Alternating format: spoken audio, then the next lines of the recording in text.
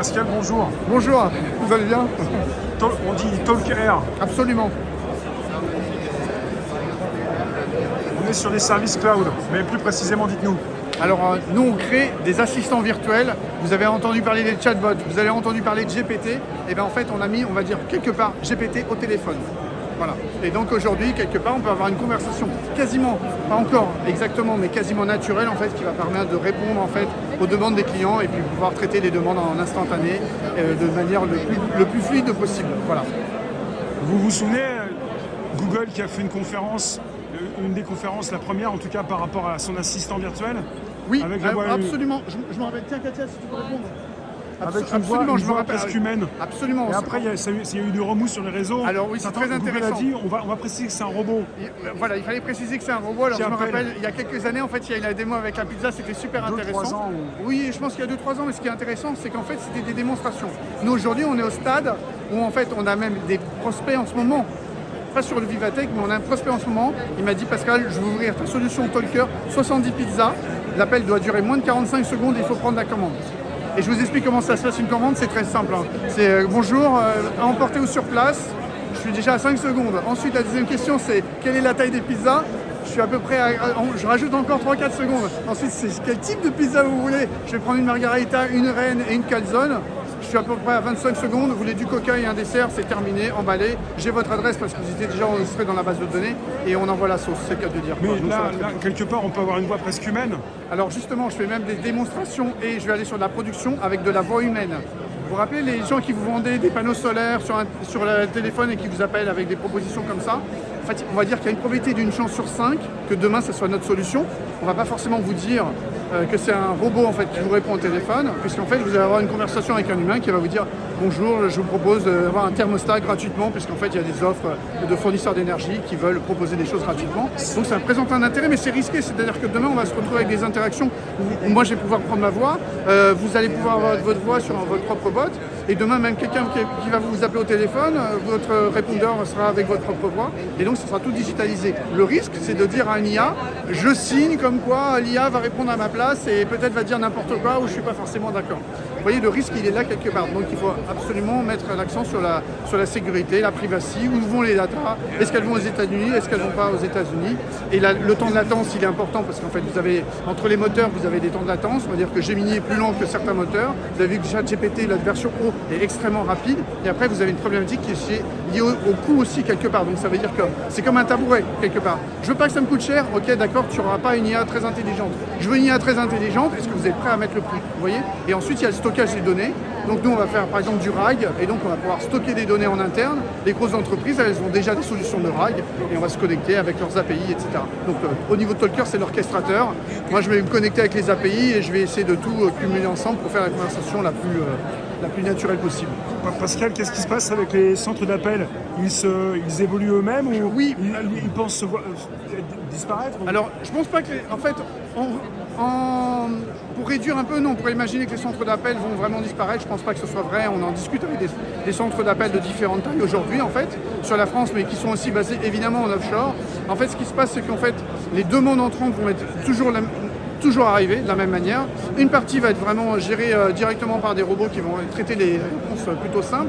En revanche, tout ce qui est question beaucoup plus complexe, c'est-à-dire gestion des litiges, gestion des problèmes, etc., forcément, il vaut mieux mettre un humain. C'est quelqu'un qui n'est pas d'accord avec quelque chose, imaginez bien qu'il a un problème ou un sinistre, par exemple, il vaut mieux l'envoyer vers un collaborateur de l'entreprise entre 9h et 18h. J'ai quelque chose de précis. Là, par exemple, on a un concessionnaire en Belgique, donc il a mis un bot. Vous voyez, de toute la journée, le bot, il fonctionne. Et ce qui est très très bien en fait, c'est qu'on a eu un appel le soir, 18h45, tout est fermé, une personne appelle, elle explique en fait quelque part elle a un problème sur sa voiture, il y a un voyant allumé. Il y a 2 ans, je ne pouvais pas comprendre cette phrase-là, le voyant allumé, j'ai pas une FAQ qui explique quelque part que je comprends cette phrase-là. Aujourd'hui, GPT comprend, il fait « Ah désolé, l'atelier est fermé ». Je vais prendre vos coordonnées, votre nom, on vous rappelle, on crée un ticket et le lendemain matin, la personne elle va être rappelée. C'est très rassurant pour le client parce qu'en fait, le robot a fait une action de A à Z et le client, en fait, il se sent pris en compte. En fait, la demande est prise en compte. Et l'important pour un humain, c'est d'être pris en compte. En revanche, c'est important ce qu'on disait tout à l'heure, c'est que les gens, ils n'aiment pas parler aux robots. Et ça, nous, on l'a bien compris. Et donc, vous avez en fait des moyens pour que les gens, ils acceptent quelque part de parler à des robots. Parce qu'en fait, quand ils vont pouvoir accepter de parler à des robots plus facilement, forcément, en fait, la voix est très, très inclusive. Et donc, les gens vont avoir cette facilité de s'exprimer en un langage de plus en plus naturel, quoi, conversationnel, ce qui n'est pas la même chose. Donc le but, c'est pas, entre guillemets, de les induire en erreur, pour ne pas dire qu'il s'agit d'un robot. Faut-il régulièrement alerter le client? Je suis un robot, Alors, vous êtes en présence d'un robot ou pas? Cette question, je l'ai tous les jours. Moi, au départ, en fait, Voilà. j'étais vraiment tous les jours sur cette question qu'on me pose de manière Faut-il ou récurrente. pas Alors voilà. En fait, ça dépend des use cases. C'est-à-dire qu'il y a des use cases, vous pouvez dire qu'évidemment vous êtes un robot. Aujourd'hui, il faut dire que c'est un robot. Vous avez même des pays qui disent que c'est interdiction de parler à interdiction de mettre des robots en place. Donc c'est-à-dire qu'en fait, il vaut mieux dire que c'est un robot. Bonjour, je suis un assistant virtuel. Et si la personne pose la question, est-ce que je vais avoir un humain, transférer directement à un humain. Mais globalement, dans le futur, on pourrait même tricher. C'est que les robots vont tricher. Est-ce que vous êtes un robot?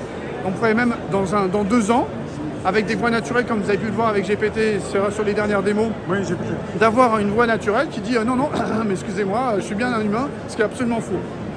Ce que je veux dire par là, c'est que les robots vont apprendre à mentir parce que les humains vont apprendre aux robots à mentir.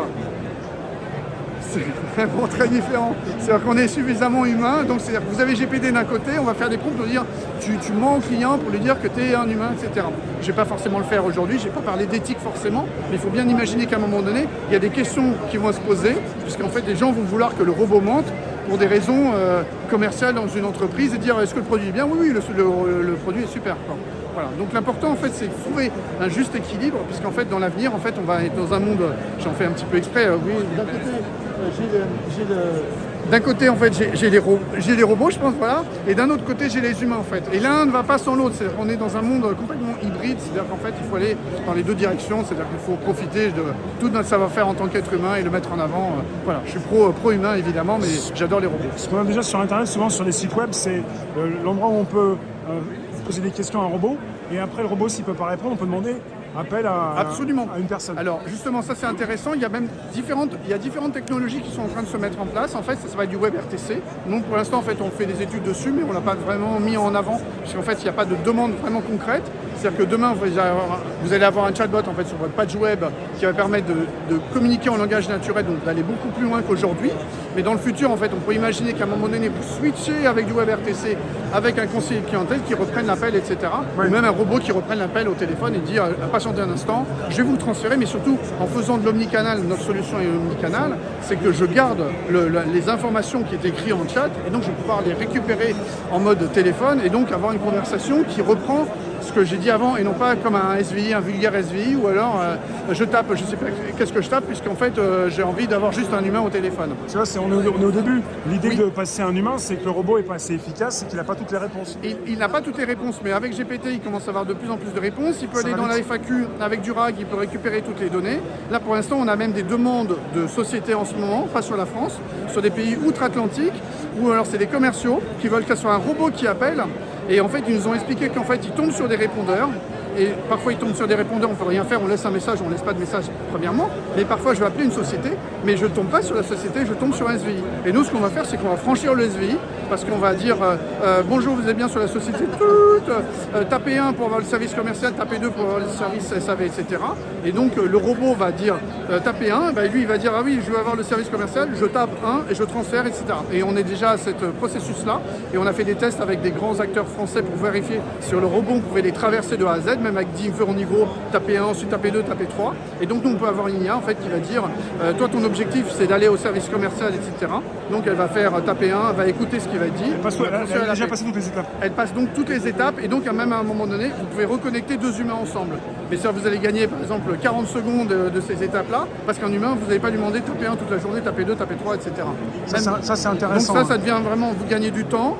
Donc le temps forcément ça a un impact. On a des confrères en fait, qui sont aussi dans des domaines, on voit exactement ce qui se passe aux États-Unis, vous avez des acteurs qui présentent des démonstrations qui sont assez folles avec des voix américaines, j'ai bien américaines, qui sont très très rapides en termes de temps de latence. On peut quasiment avoir ces mêmes temps de latence en France, mais dans ce cas-là, c'est-à-dire qu'il faut mettre des serveurs spécifiques pour avoir vraiment ces temps de latence très très courts.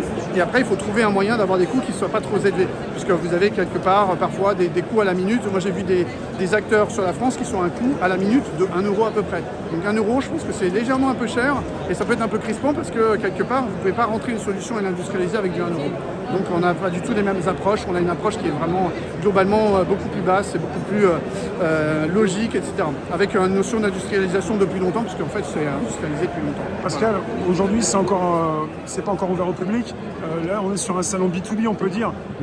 Votre venue ici à Vivatech, c'est pour aussi vous faire connaître un petit peu plus des grands acteurs, on va dire, institutionnels. Absolument. C'est-à-dire qu'en fait on a une différence par rapport à un grand acteur, en fait c'est l'agilité. Les petites structures en fait sont très très agiles, donc elles peuvent se positionner rapidement. Ouais. Donc c'est-à-dire qu'en fait l'arrivée du RAG change quelque chose.